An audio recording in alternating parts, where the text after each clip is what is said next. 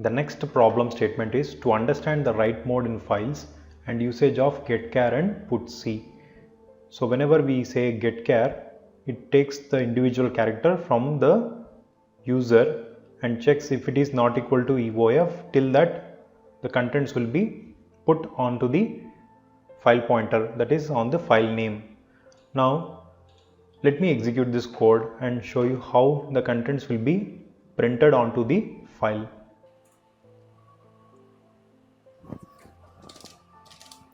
Welcome to Virtulearn. Welcome to Virtulearn.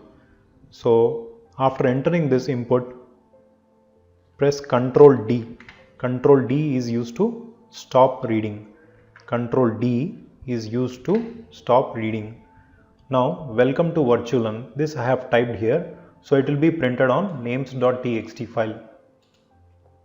Welcome to Virtulearn.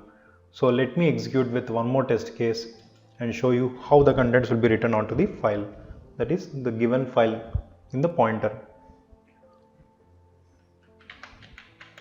Learn coding from Aravind. Learn coding from Aravind. So enter as soon as you have completed entering the text. Ctrl D plus Ctrl D, then it will stop. Now you can see the contents onto the names.txt file.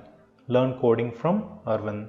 So whatever the content, whichever you are going to give it at runtime, that data you can directly store it onto the file. So this is how we can implement the write mode and the usage of getchar and putc functions.